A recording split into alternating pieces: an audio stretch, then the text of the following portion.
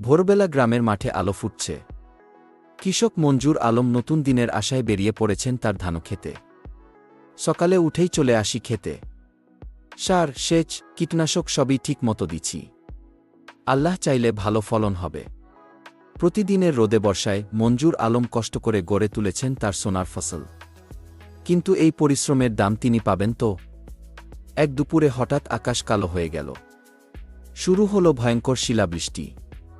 বড় বড় শিলা ধানের উপর আঘাত হানতে লাগল। হায় আল্লাহ! এইবার তো সব শেষ হইয়া গেল।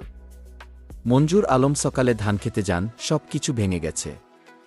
6 মাসের কষ্ট, একটা ধানও তুলতে পারমু না।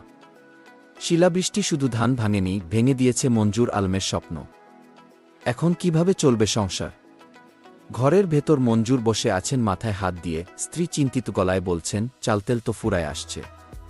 মঞ্জুর বলছেন, এইবারও যদি সরকার কিছু না করে আমরা আর টিকতে পারব না।